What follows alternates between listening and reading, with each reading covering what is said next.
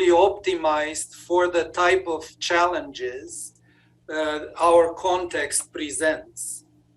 So we end with building mental models that are, let's say, 4 dimensions or so, which are the 3 physical dimensions plus time.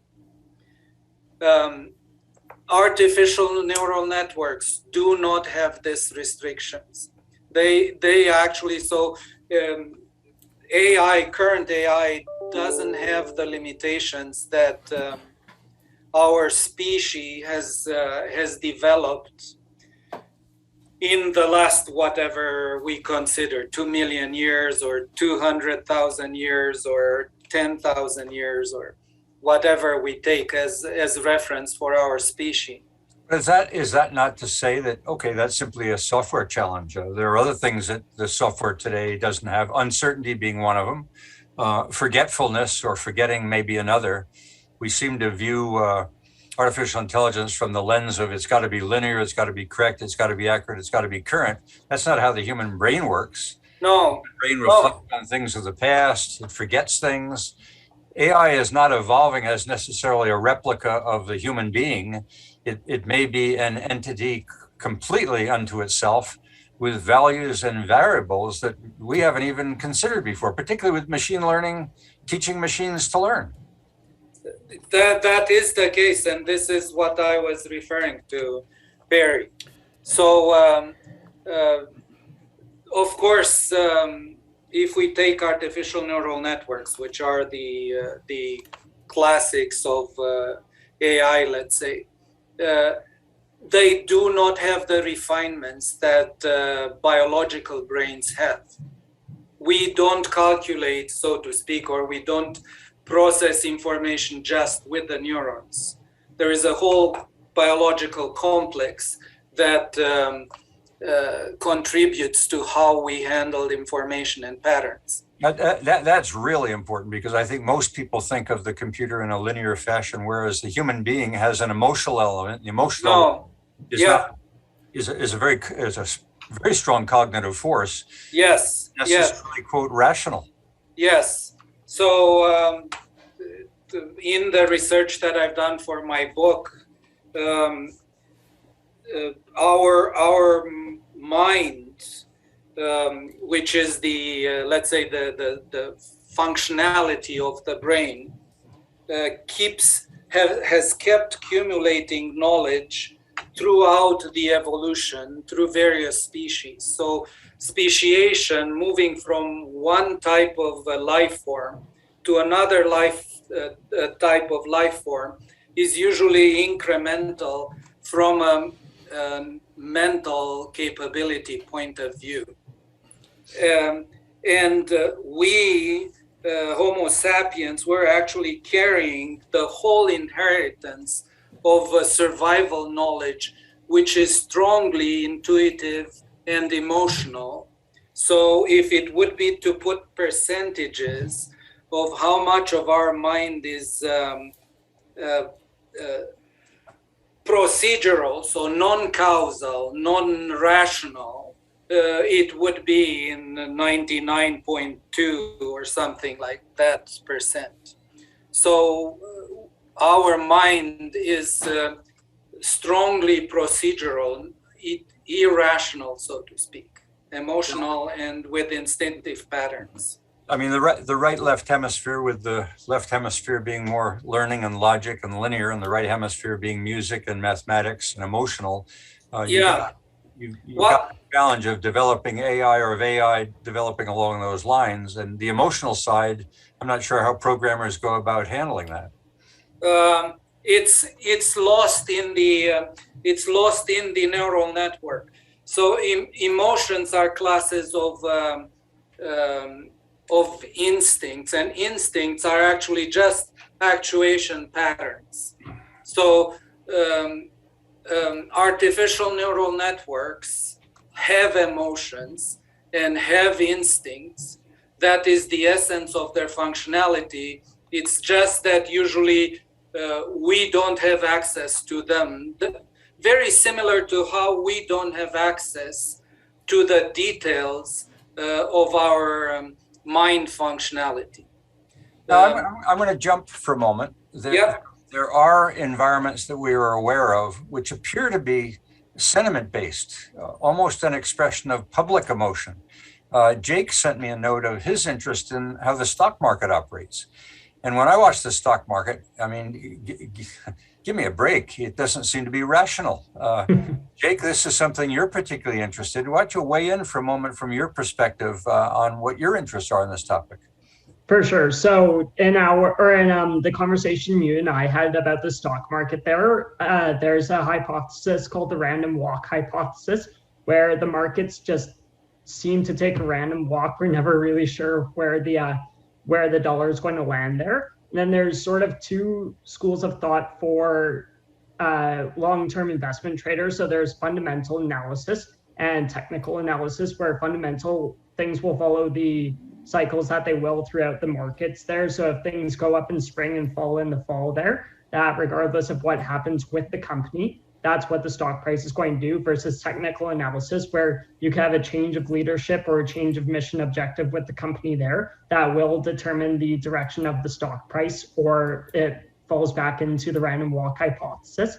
So one that I've actually been looking to work with there. So I understand neural networks and the NEAT algorithm it's called, and also the heat formula for partial differential equations. I understand the basis of it there, and how we can essentially remove the emotion from doing a technical analysis within the stock market, for instance, or with the crypto market, or whichever markets you are looking at there, to essentially say what may happen in the future, what is a good baseline investment versus what is a crazy risk assessment that you're making because you like a company for one reason or another, or you don't like a company for that reason. So does ESG, seems to me, you're familiar with what ESG is? Relatively, but if you could tell me the acronym on it, just because I got 1,000 running through my head. Well, E is environmental issues. S is social, your issues of inclusion, and then G is corporate governance. And the discussion today is that in the extremes, ESG says if you're not ESG sensitive, your institution should be crippled, or your institution should be viewed as irrelevant, or let's say irresponsible to issues of climate change, social equity, corporate governance. Capitalism should be second to ESG issues, that we as a society after 2,000 years ought to start addressing these issues and getting them right.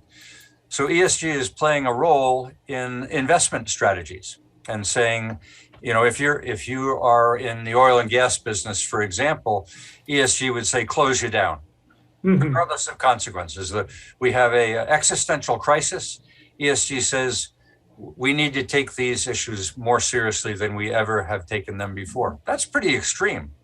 Absolutely. And it's one of those things where I believe ESG needs to be a component of it there, just because and another thing I do look at is both investor morality and investor confidence there. So investor confidence, you can see within the market, if people are investing in bonds over stocks there, they don't have confidence that the market will be a stable growth pattern there. So you will see those safer investments, but it is more the investor morality where people choose to invest in a company because they have the ESG policies in place, versus those where they see the stock price going up and money speaks to them over the ESG. And that's sort of the difference in the investor morality and the investor confidence that I've seen within the market.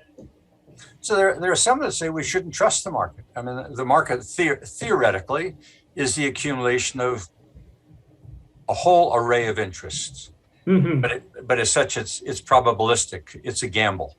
Absolutely. No one can possibly know all those variables. But is it an illusion? Is it conceivable that today the stock market has become vulnerable to things like ESG, to things like algorithms and artificial intelligence?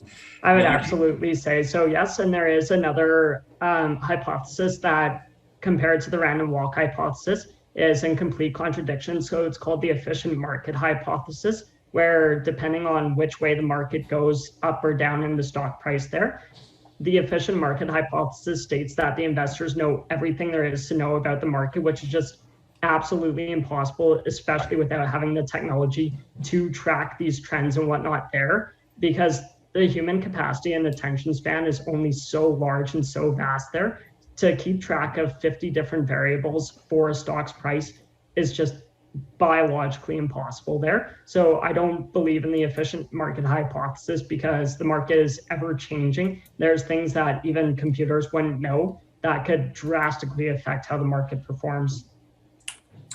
So we should be treating the market and assuming the market is in fact purely random or an accumulation of so many interests that no one can control it.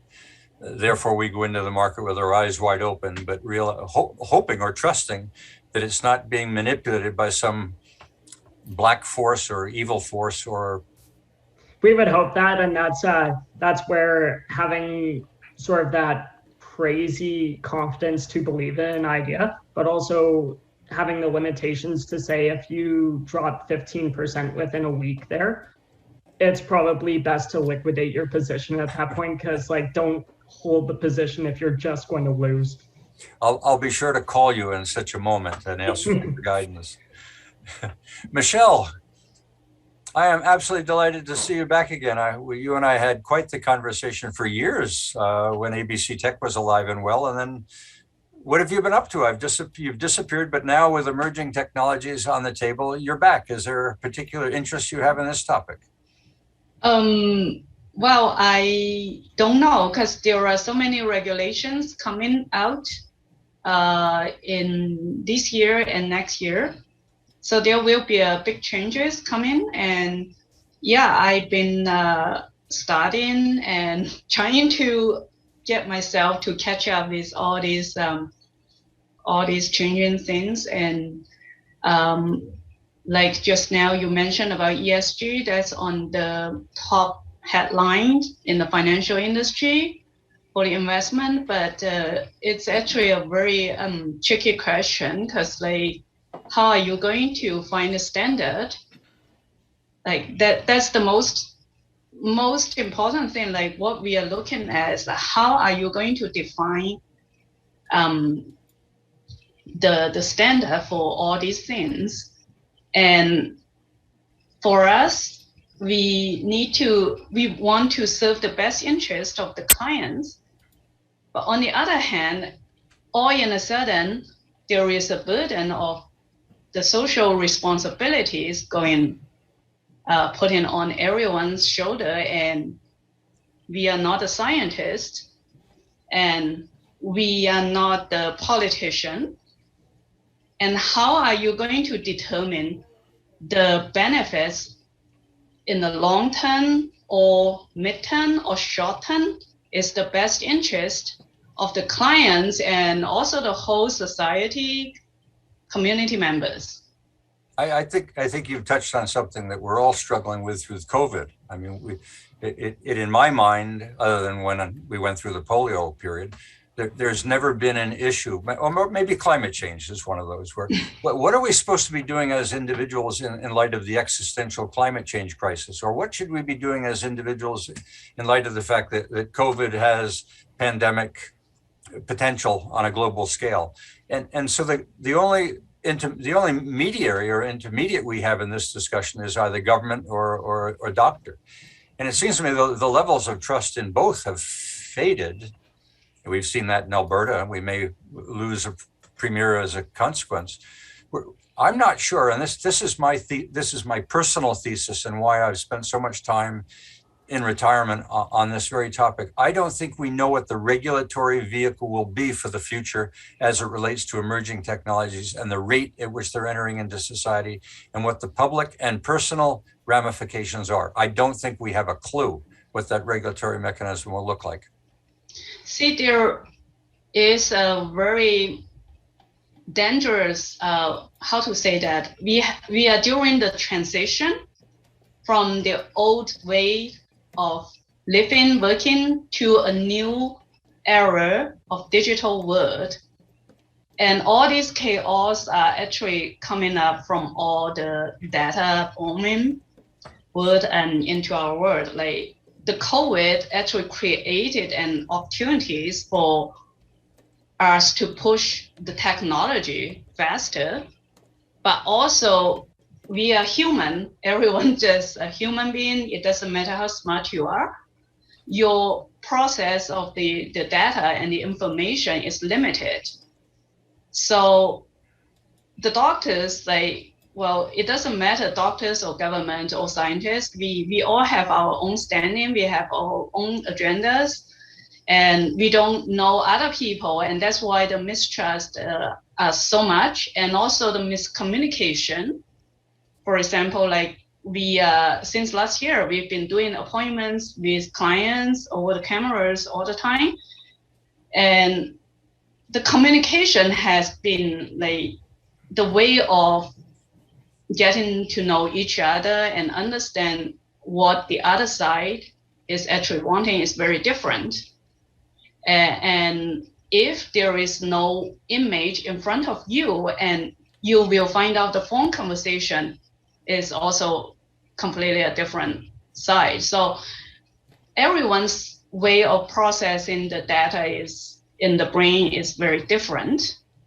And I believe like some conspiracy theories, like it's going so crazy. A lot of simply just the mistrust, and also the high expectation with the government and the system. And with some people, those political agendas pushing, and some people don't bother to push it a little bit.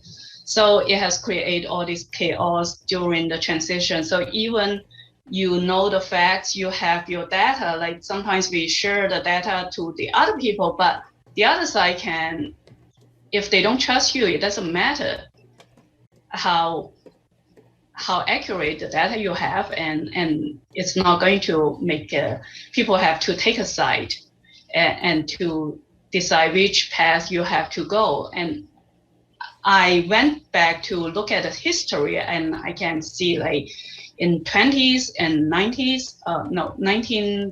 and 30s, we've been through that kind of transition period, right? The industrial revolution, all in a sudden, and we are stepping into a new world, and it is inevitable. For me, I can see that it's inevitable. For the government, they have to throw out some regulation and trying to keep everything in order. But for the individuals, everyone have different agenda and directions. There will be struggles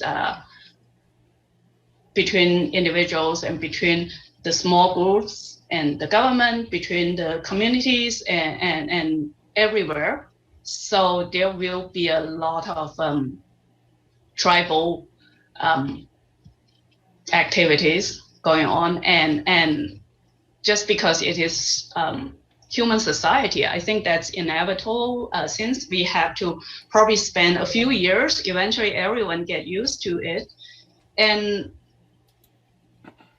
how to say that, like I've been paying attention, looking at the social media, like many people, when they find out the power of social media and the information war, a lot of studies putting into the social engineering, the science of social engineering, and there are many informations online, and then people's talking how to use humans special characters, and how to use the words and the communication to information to mislead people, to persuade them to the direction and that they wanted.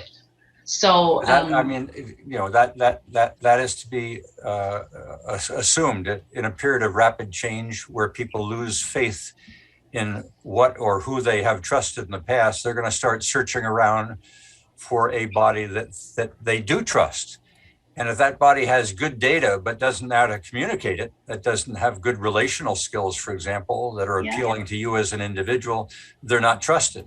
So this new variable, that trust is not based on knowledge alone, but trust is based on knowledge plus the capacity to convey it. And when we gathered last week around precision medicine, and David Anderson told us about how DNA gets interpreted by RNA relative to the environment, I saw the exact metaphor that we're all searching for today, that DNA has all knowledge about the individual's genetics.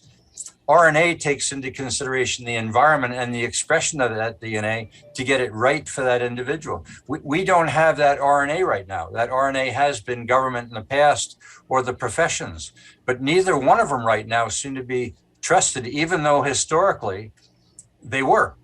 So we're in an environment that has really shaken our faith in historically trusted institutions, professions, and government.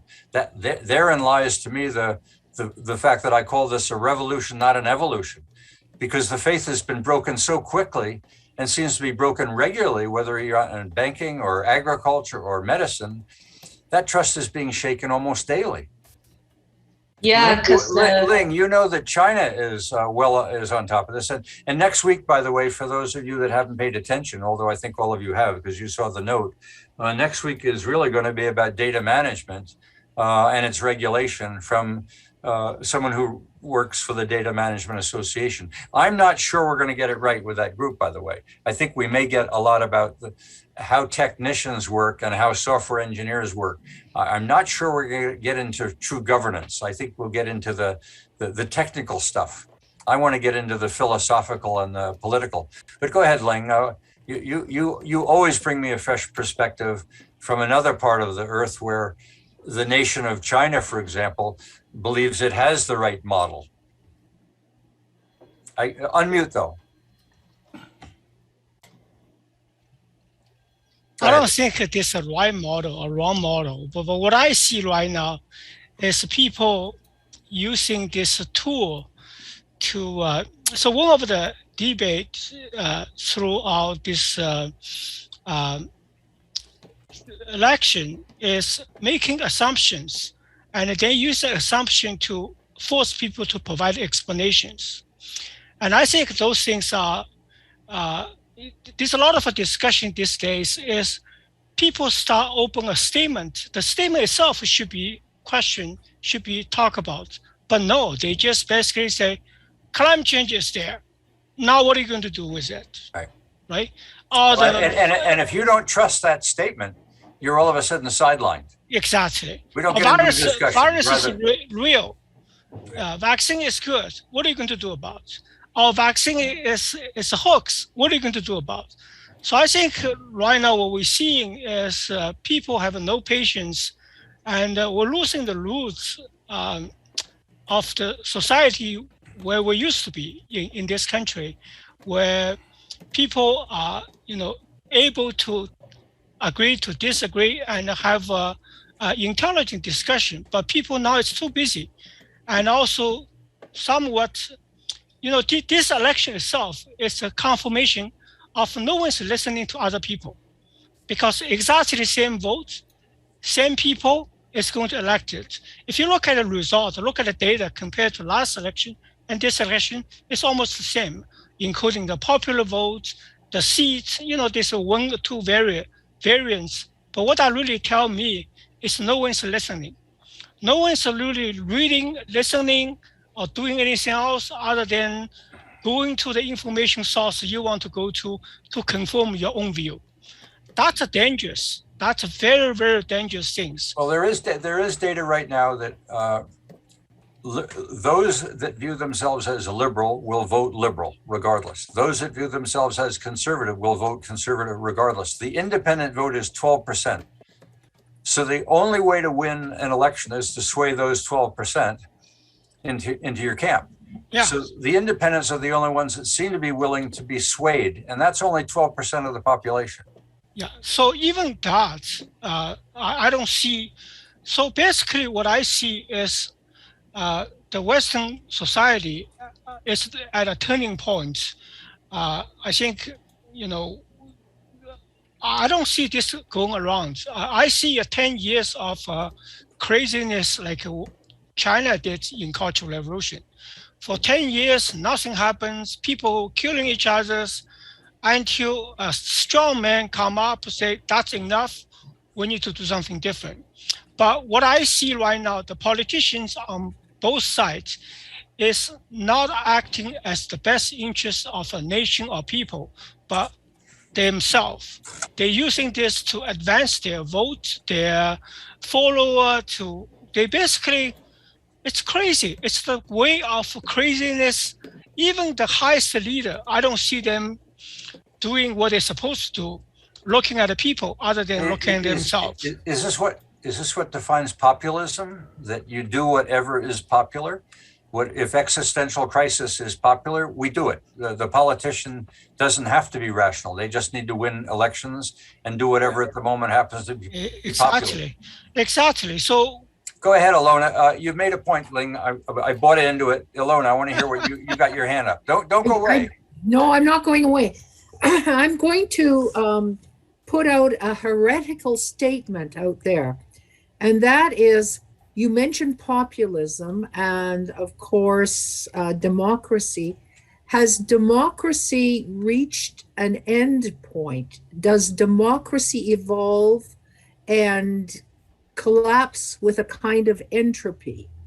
I know that, we live in a democracy, but democracy was founded on slavery and a relatively small population. And maybe now with North America, I don't know, close to 400 million people and the democracies elsewhere, are we collapsing under the weight of all of this dissonance in various popular thought? I'm just putting it out there. Well, I think slavery preceded democracy. I mean, slavery has been a way of building economies, whether it was the southern U.S., whether it was how Great Britain evolved, whether or not it was what took place in Greece or Rome. I mean, slavery has been the fundamentals of a successful economy until capitalism emerged, where the individual seemed to play an increasing role, and then democracy followed. It's conceivable we could play this game, that slavery may be the right way for the next century or the next millennia. Maybe that's what the AI will convince us of. Barry, you're waving your hand, or you're fanning yourself because you're in southern Alberta. Go ahead, Barry. Let's hear your It's a good place to be. Yeah. And we got our politics straight for another however long this government lasts. I keep hitting on trust and the lack of it. And I keep hitting on governance as being so important. We got an example this week, Ling, of the reaction, different approaches to the same problem from different systems. And I don't think either one of them are even close to being right, but let me explain. The mess that we're in with COVID in Alberta, I think we all understand, and we understand why. And people are saying we let it go too long, and there's far too many examples of people getting sick. Early this week, our office in Harbin is the way I find these things is that Heilongjiang, a province that has about the same population as all of Canada. Harbin, the capital, 9 million people got shut down completely because of COVID. They had 3 cases of COVID identified, and 2 of them were imported from the Philippines.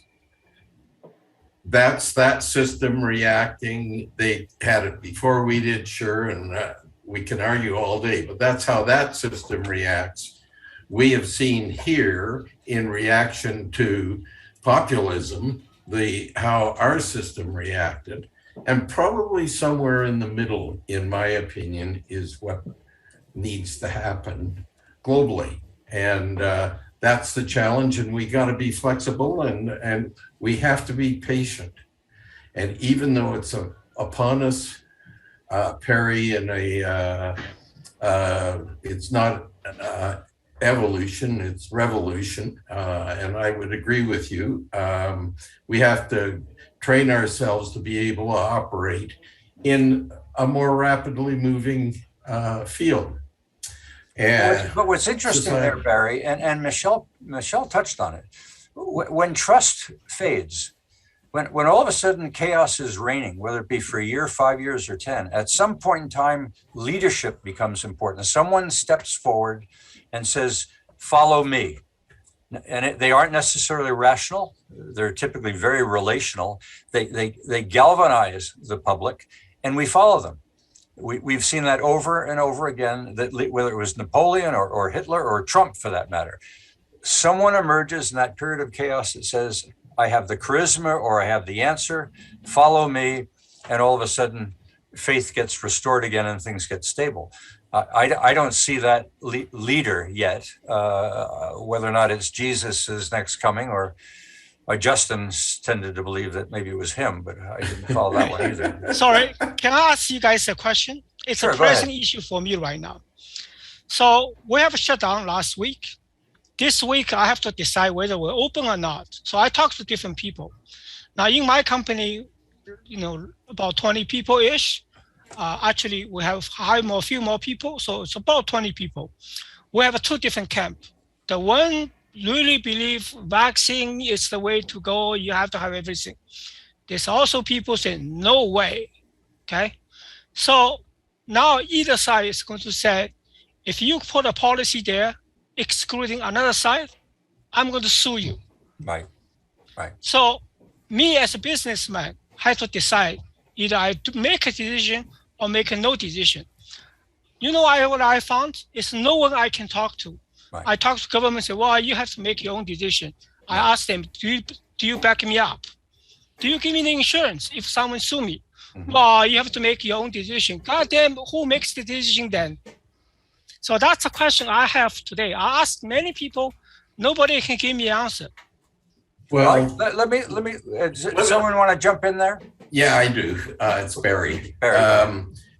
You threw out we need a leader. There's only one leader out there today believes he's the leader in his heart of hearts, and that's not going to be very easy on us, and that's why we're reacting the way we're reacting to China, and it's Xi, and I don't know that we want to follow him. But we're going to have to manage somehow around his belief that he is that leader. That's my opinion. So Ling, could you introduce a process where those that are unvaccinated to stay home, wear a red dot in their forehead because they've already made a declaration that their rights are superior to or supersede the public, and those that are willing to be vaccinated can stay and come to the office? No, it's not an option because we have operations. We need the people physically in the office. Even the people need to be come to the office physically. There's two different camps.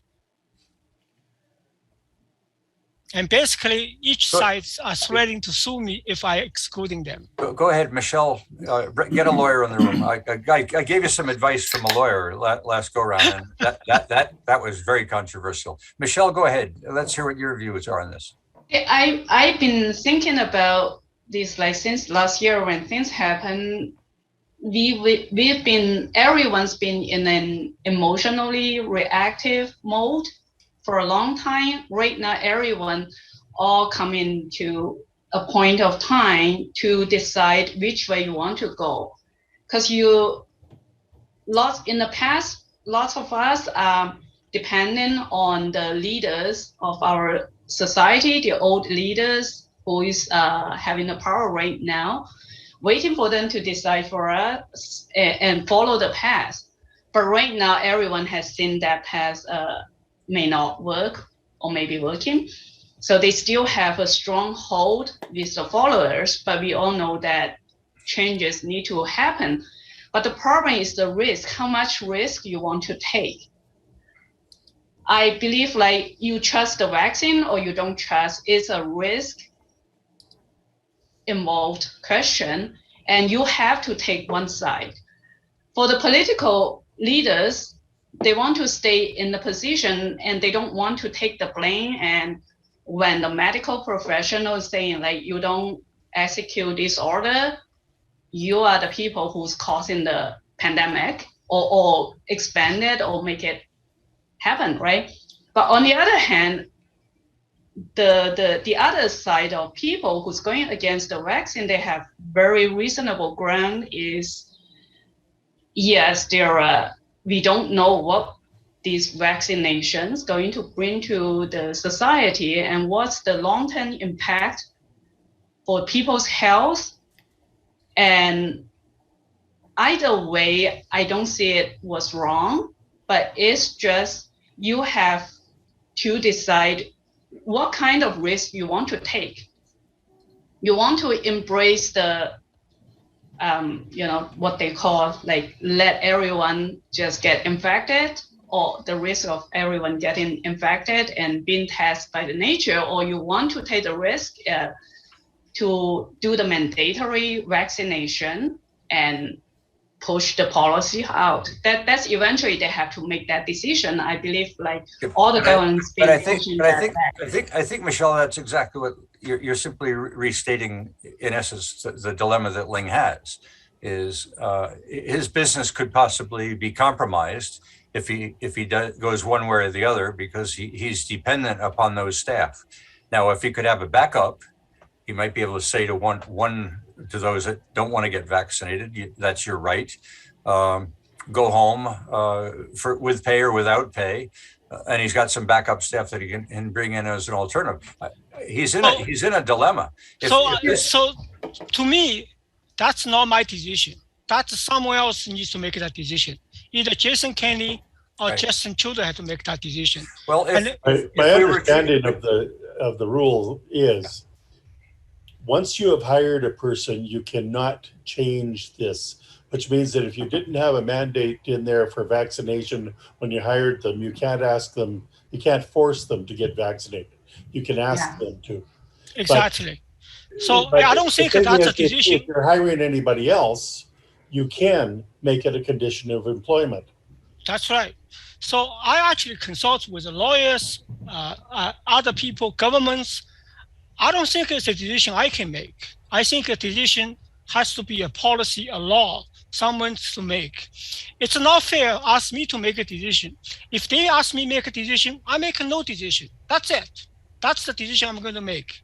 Okay. I think it was Howard Levitt with Financial Post, and I got beaten up last week for citing this, but Howard, he had in the Financial Post an editorial talking about employer rights, and you as an employer have the right to set a policy. They can sue you, but they can't sue you successfully, is in essence what he's telling us.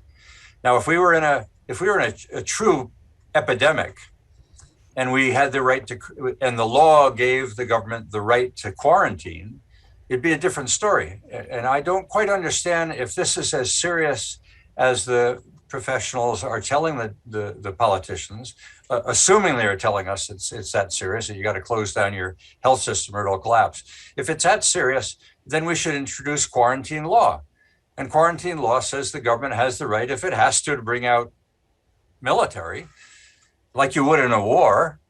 If the public is at risk with COVID, then the government ought to step up and say the public is at risk. Therefore, in order to protect the public and the individuals within it, you are told you must do this. That's what quarantine law was all about. And people who came over on the boats from Ireland and from across the world to North America had to go through a quarantine because they weren't willing to put the public at risk.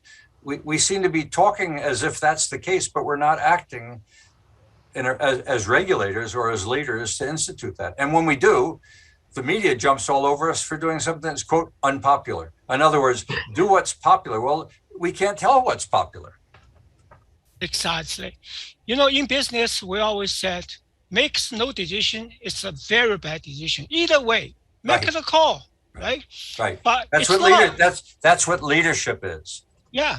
And we don't have adequate leadership to be confident that regardless, I don't care about being thrown out of office, I'll do the right thing. We got politicians saying I'll do the right thing. They're not doing the right thing. They're doing nothing.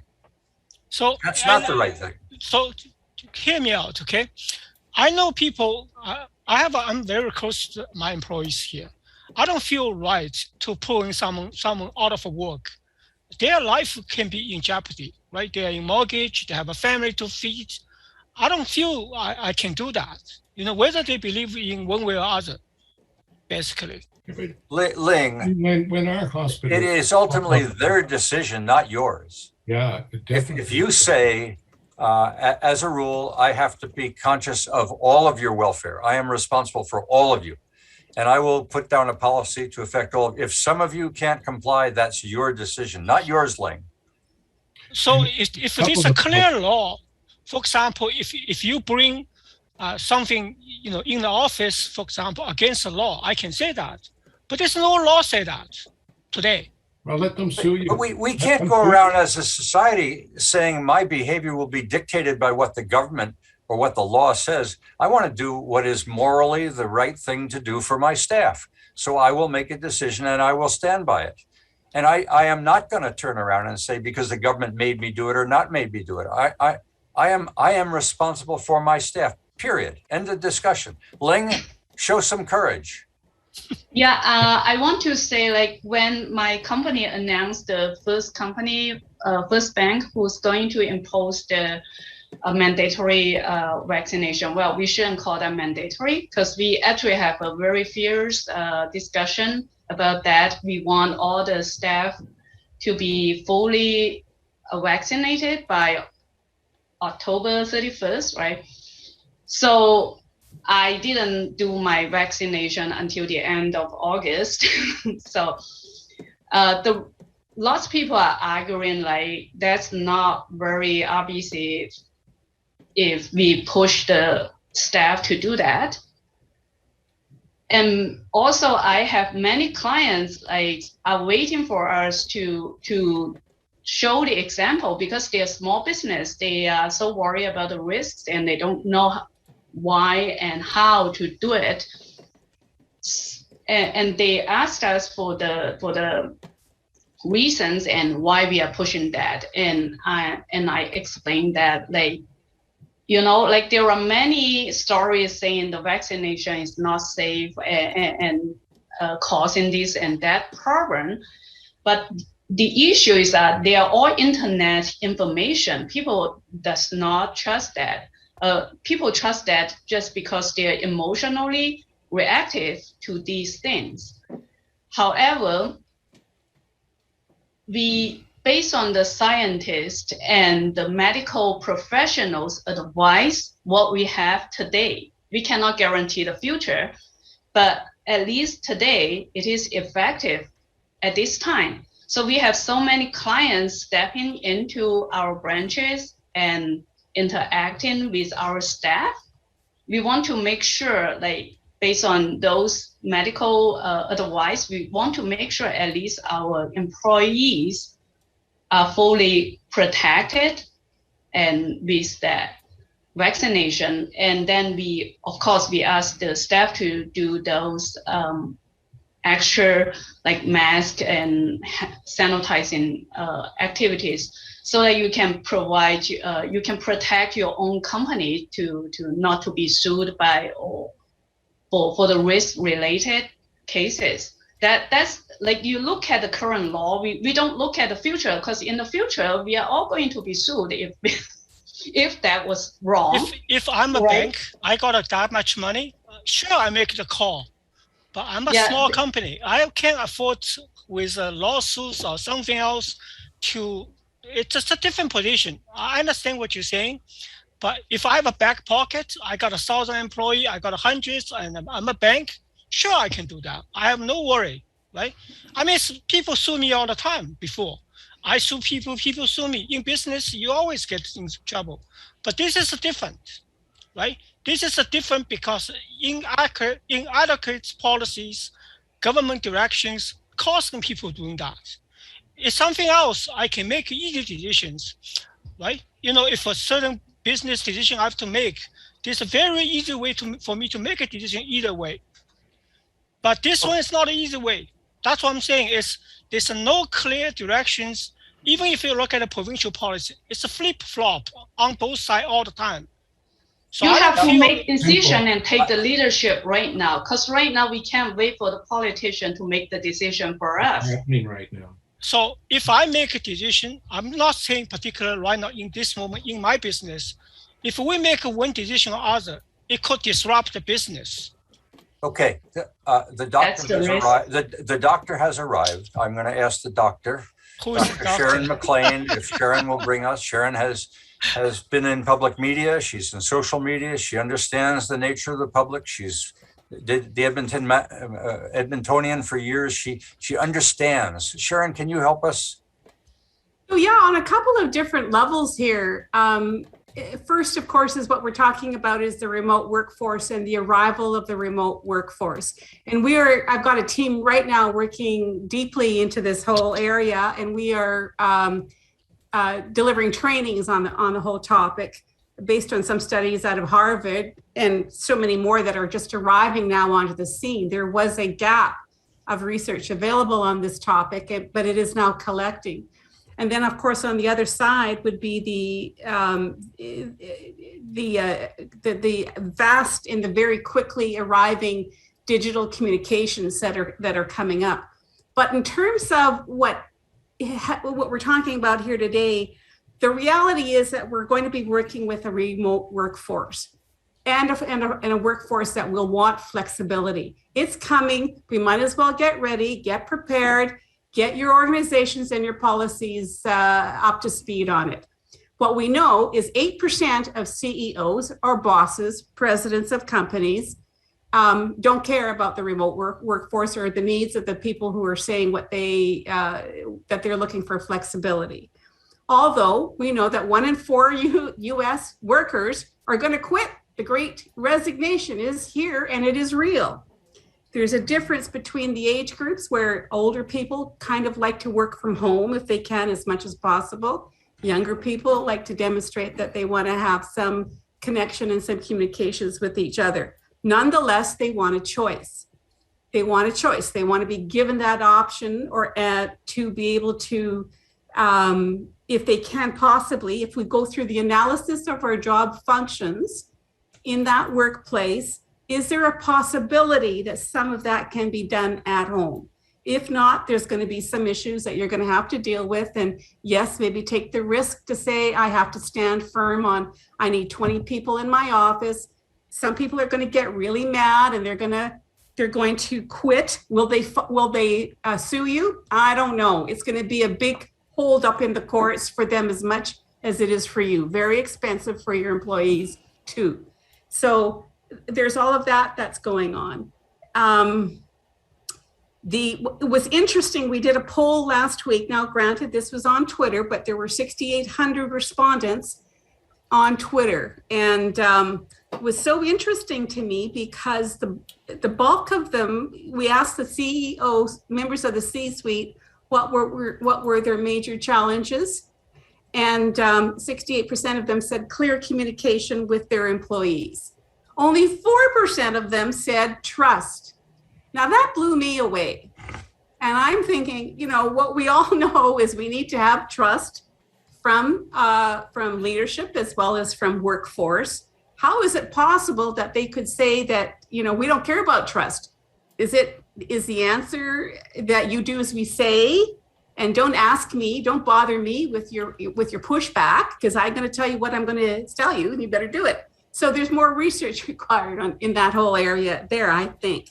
So that's sort of on the arrival of the remote workforce, flexibility in the hybrid workforce. It is here to stay. Might as well get up to speed, figure it out, learn how, and establish your workplace policies that we're going to suit you and we're going to suit the people that are working for you.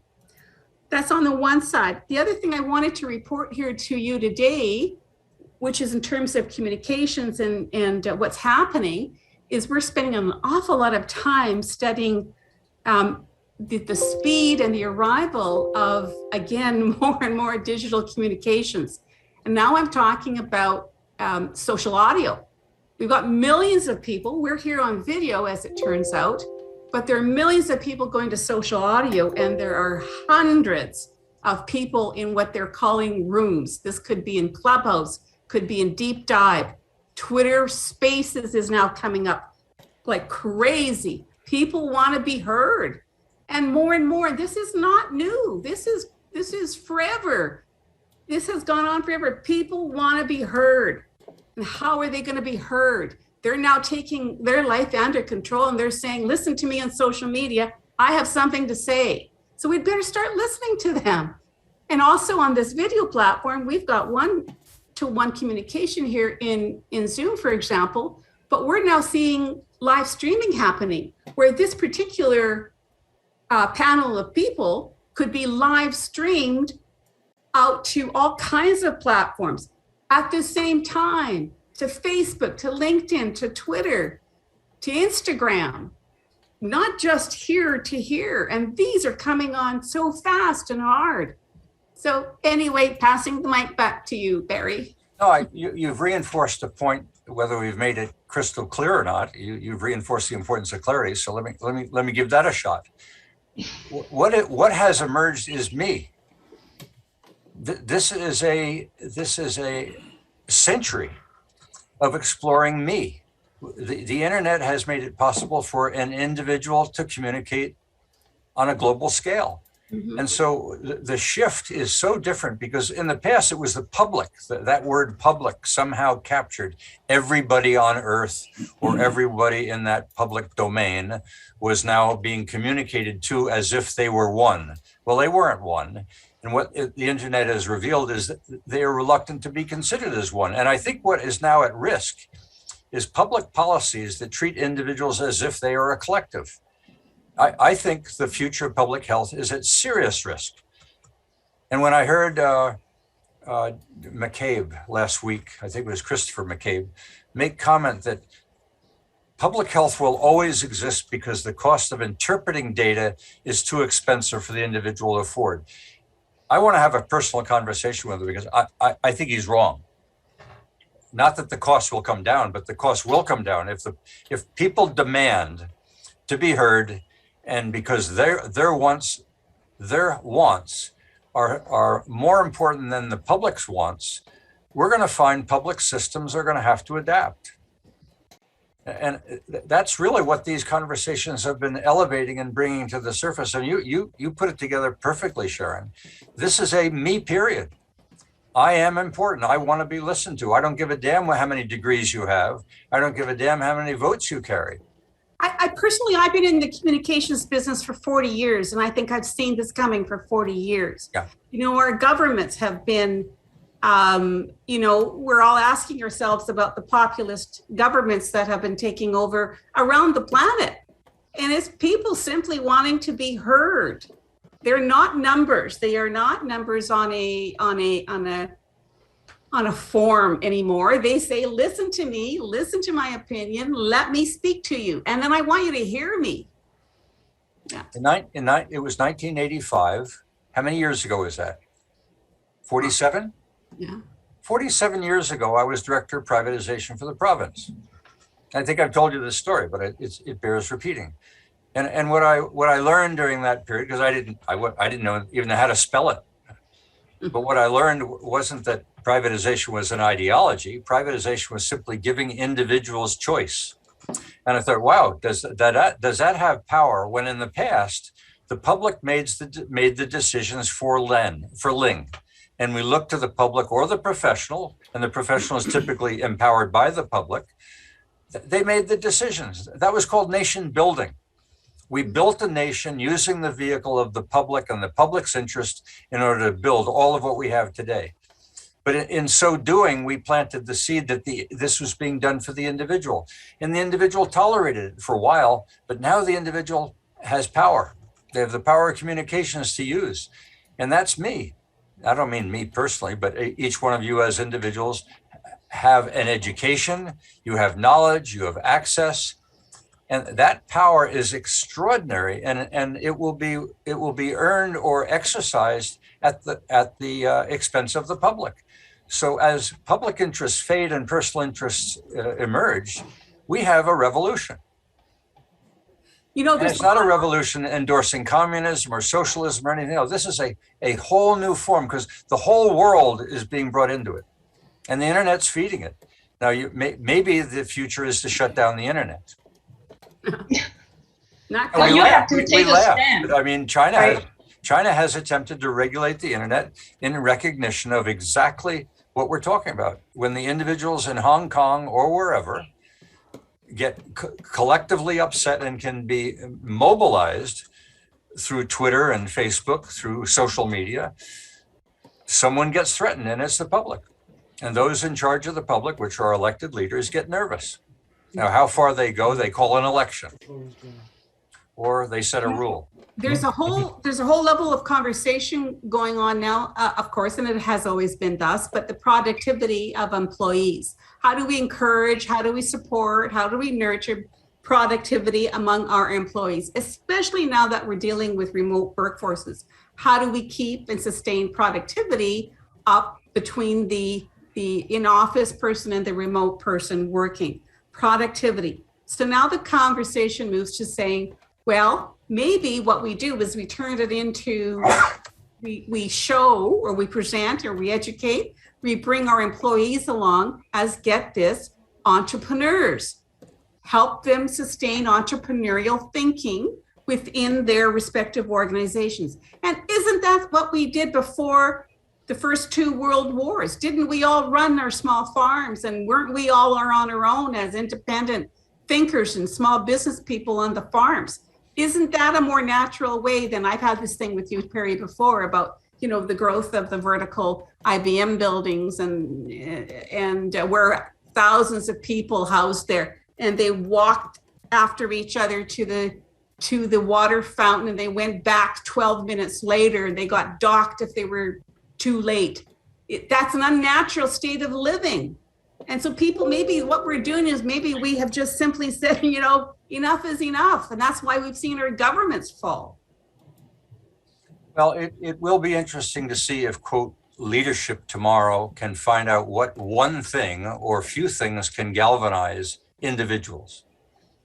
When you say that we want to increase productivity, well, we being an employer wants to increase the productivity of their staff. And so they take the values of creativity, innovation, personal expression, and say, we're going to give you more of that. And we want to listen to you. And what we want in return from you is one, increased productivity.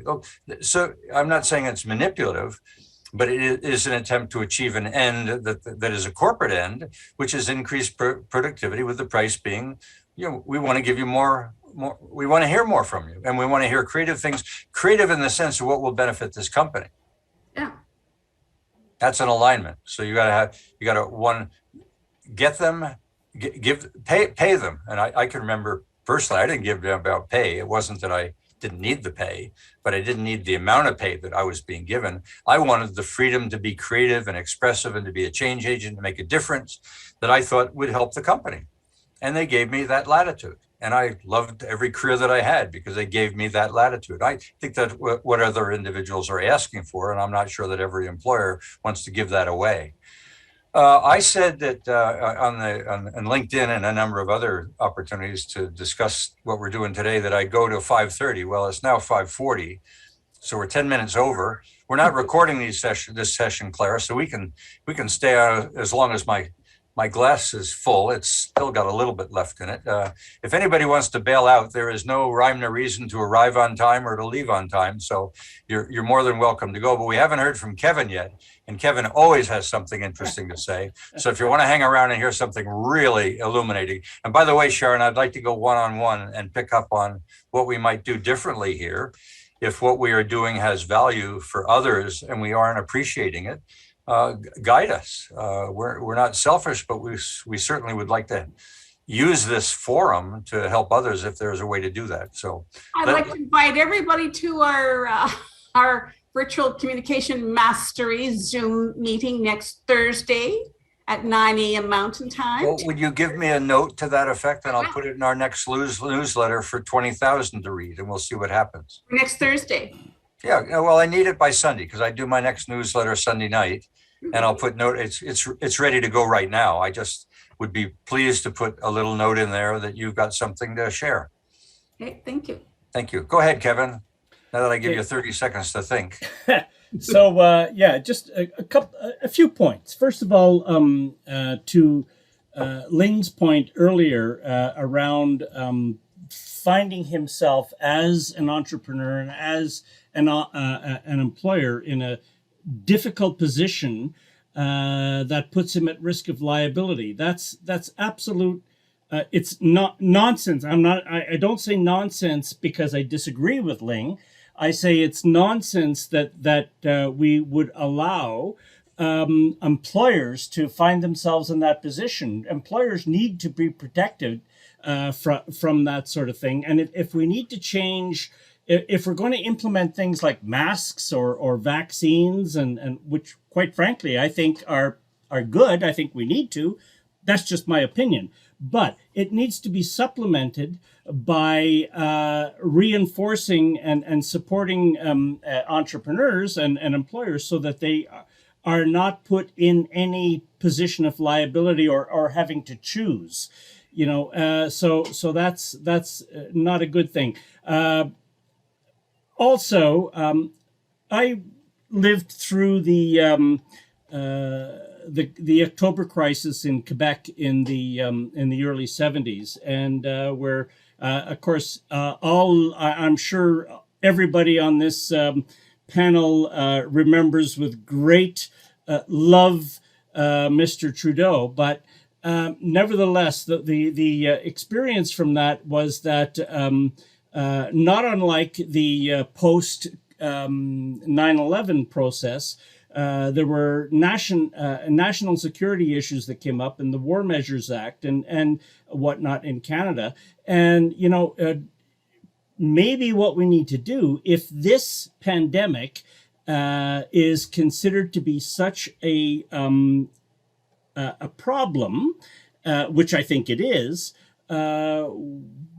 do the various jurisdictional governments not need to institute some sort of act to support? If you're going to implement a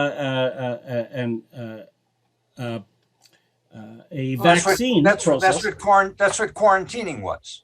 Yeah, and that's what it was. But we're taking it to the next level now with vaccines, and so I guess my concern is, why should an employer like Ling have to make decisions and have to put himself at risk for his employees one way or the other?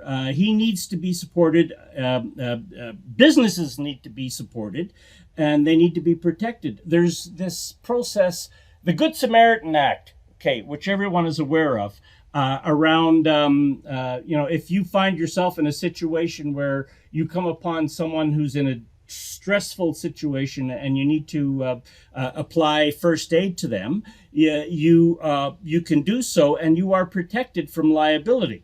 That's just good common sense. And why would that, I guess, philosophy or thinking or concept not apply to this situation that we're in right now, which puts puts the public at risk, puts our own employees at risk, and puts employers in an untenable situation around having to make some of the decisions that they have to make. But Ling, in some businesses, you can rearrange the nature of your work. You can have just because the a separate room for someone. Yes, so we're already doing that. We already have all our developers work from home. So regardless they agree or disagree, they're working from home anyway. I have the artist employment program, which needs to have a group of people working together on physical document, which working from home is not an option. Understood. Right. So what we do, it's probably going to say, if you don't want to vaccine, you working in that room. You vaccine, you work in this room. So this way, I don't people out of a job. Like I can make the call tomorrow. I'm not worried about that. But I don't want to do that because I don't want either people losing their job. Okay, to me, it's important to have both of them. It's not just a job. For people with autism, it's not about a job. It's also engagement, it's a routine, it's a positive lifestyle. If I intentionally say, you don't want to vaccine, you stay home, I basically destroy that person. I don't want to do that. Right? I hear you. It's a moral choice. It's not about intelligent choice. If I'm just a normal business, sure, I can make that call. It's easy for me. But in this particular case, I have a son with autism, so I know how hard it is, right? And there's reasons. I talk to both sides. There's reasons for that. People with autism tends to have a sensitive issue with their body, so they are object to take vaccine. I agree with them, right? So I told them already, go get a doctor exemptions. And once you have that, you come back to work. But on the other hand, I have other parents tell me, I don't want people near me if they don't vaccine. It doesn't matter if they have the exemption or not. So what are you going to do with that, right? So if I tell either side to stay home, I basically destroy their life, and which I don't want to do that anyway. So I'm going to find a way to make this work. In a way, my situation is a little bit different than others. We didn't leave you in any better position this week than we did last week when we raised this issue. And I want to, with the 10 minutes we have left, if we close down at 6, I want to bring this back, even though this discussion has been a metaphor for what we thought we might be talking about, which is how are we going to adjust as a society to the rapid rate at which technologies are emerging into society? And I think COVID, democracy sprung a leak. We're not handling this particularly well. And I don't think that we're going to be handling artificial intelligence. I don't think we're going to be handling automated transportation. I don't think we're going to be handling the emergence of precision health. I don't think the institutes that we have, which are based on populism, or even based on economics, for that matter. Harry, let me give you a suggestion. I've been thinking about this a lot. So our current democratic model, our society building, it's the governance model, and a lot of things thinking, it's outdated. A lot of things we are thinking about, the way we principle we are operating, is farming from a farming community and a farming industry culture. It's never been really reflected to what we have today. Now, I know this group, a lot of people don't like what China's doing, but they adapt. That's one thing I'm a little bit disappointed with Western society is we have not really adapted the changes. We just let changes dragging us. So our policies, our ways of thinking, governance has not been adapted. But the nations, if we refer to a nation as adapting, because we could say the same about professions adapting, or communities adapting, or companies adapting, such as your own, the models that we've been pointing to, which is what Russia just did prior to the election by shutting down the capability of Apple to move an app in and around their society, to what China has been doing with regard to facial recognition, et cetera. These are all top-down models that are saying, okay, we'll provide you the leadership. We see the public being at risk, and we're going to close down civil rights. And you guys in the West that have championed civil rights to an extreme are going to find it intolerable. And we're finding in the West, it's intolerable to compromise civil rights in the interest of, in public interest. And that really is the contrasting right and left. And what we have in Ottawa is sort of tiptoeing through this, although I'm not tiptoeing because sometimes it feels like a bull in a china shop. But I mean, we struggled with this, although the election didn't provide us with any clarity between, does government want to, is the government of Canada simply a spending instrument? Both the Conservatives and the NDP and the Liberals all ran on one common platform. We can spend more money and make you as individuals happier. Yeah. So has anyone actually read the platform with all parties with this election?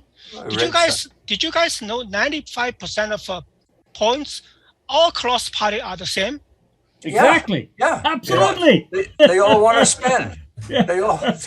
So goddamn, but only one of them said they'd grow 2 billion trees. And yeah.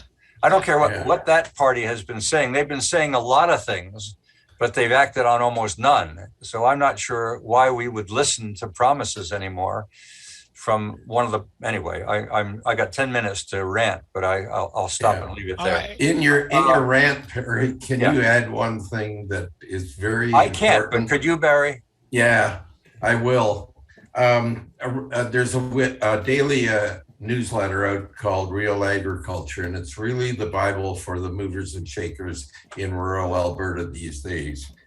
And they interviewed the CEO of that Abacus Data, about, and it's quite public, about the results of the federal election being everybody is wrong, that there was one thing that is going to be significantly different, and we need to worry more about it, and that is the results of the election. Very clearly in Abacus's opinion, looking at the data, is that the urban-rural split is getting greater and greater. Yeah.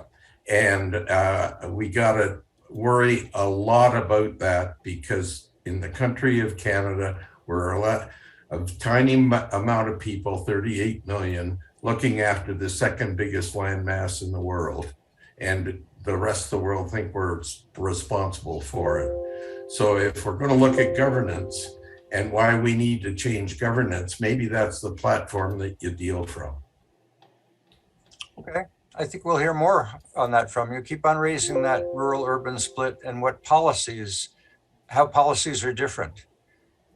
I would just like to offer one a closing, perhaps cynical comment, that we all talk about various democracies and the relative merits of each, and quite frankly, I think it's becoming apparent that over the last few years, that democracy as we see it is designed to offer somewhat of perhaps an illusion of control or contribution or say.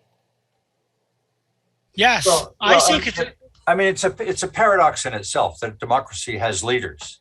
yes. Yeah, it is. It's not only that. But to win leadership in a democracy is to align with more votes or more writings than anyone else. So there is a model. It's a sloppy one, and it was Churchill that said, "Yet it's the best one that we got." Go ahead, Ling. So we had a discussion a long time ago at the Chateau Hotel.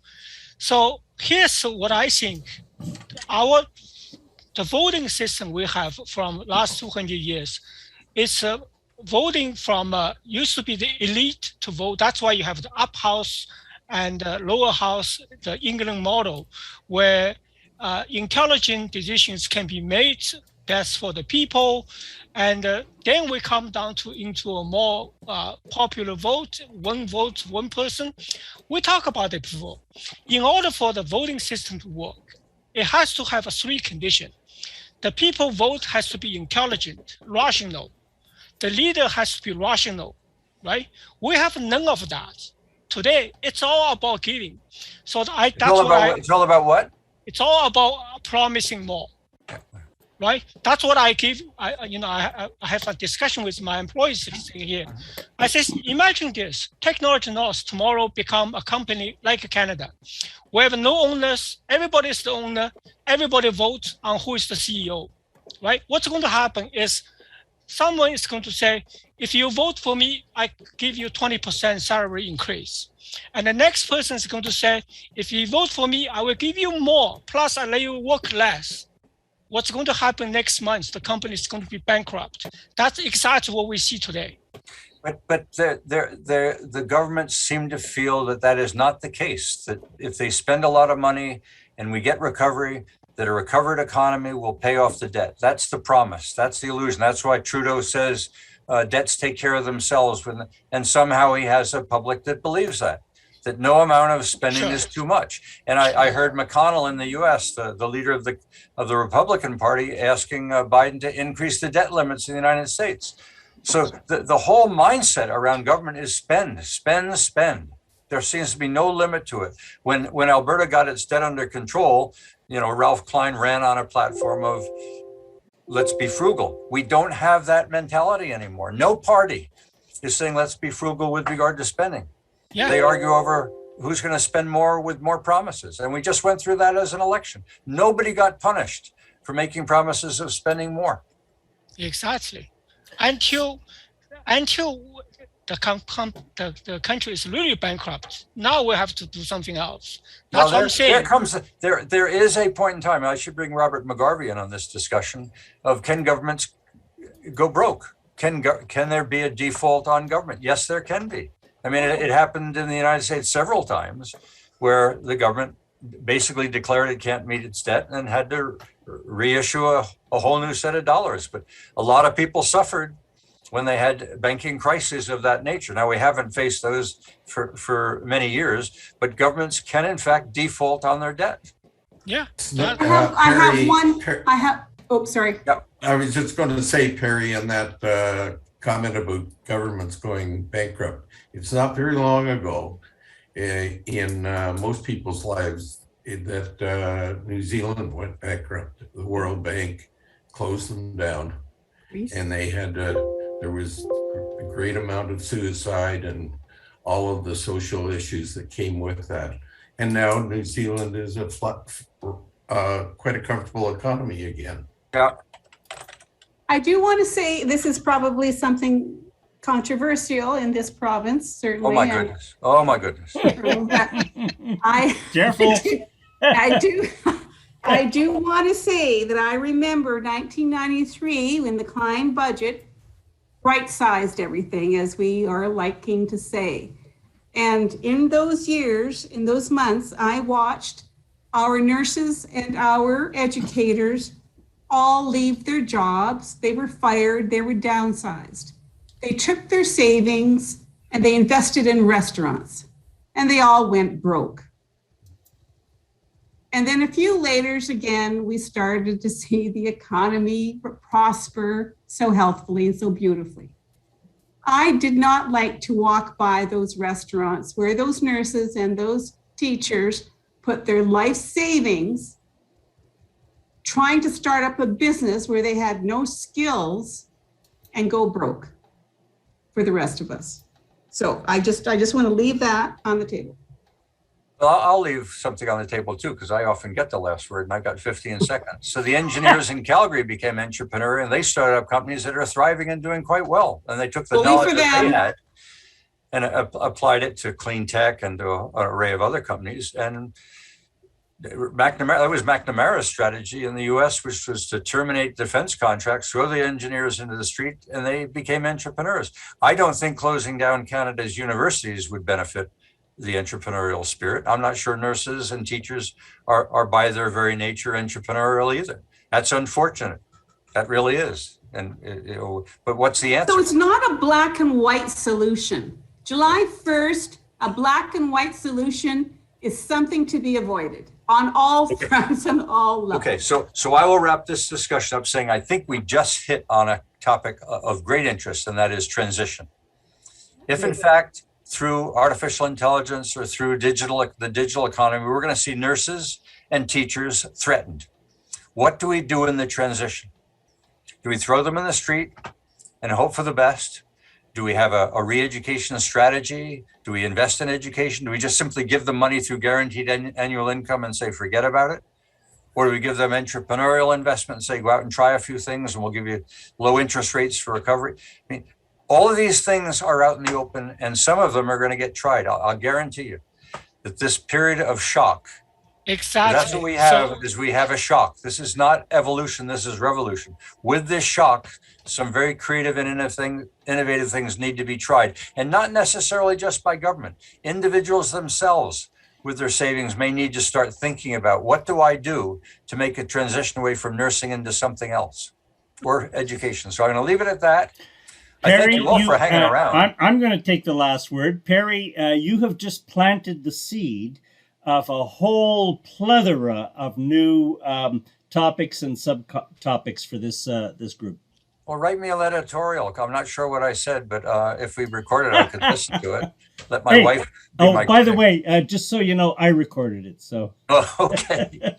No, Kevin, seriously, or Sharon, I would love to have a few hundred words or whatever on exactly this topic that I could insert as a commentary into the next newsletter. And by the way, I'm open for all of you to do that. I get tired on Sundays coming up with my own ideas, or from the National Post or whatever I've been reading, Magazine. I gotta run. So Perry, I will send you something, okay? All right. And by the way, as we do separate, I had a very interesting experience, two of them this week. One of them was a chat with a guy who took down a tree, common labor, very upset with the election and feels we need a Senate in this country to bring some rational decision-making to government. And the other one was with a very, very good corporate buddy where we sat down, he and his wife and my wife, and we had a chat, and we got laughing. We got laughing. A lot of laughter goes a long way. I think if we could only laugh a little bit more, even I listened to Ron McDonald, the guy who just passed away, the comedian, the Canadian comedian. The guy's hysterical. He's deadpan when David Letterman interviews him, and he just comes up with the viewpoints and the commentary that give you a belly laugh. So go home and hug somebody and laugh. So That's good right. night. Goodbye. That's right. Thank you all. Thank you all. Good night. Okay. Cheers. You guys. Bye-bye. Thank you.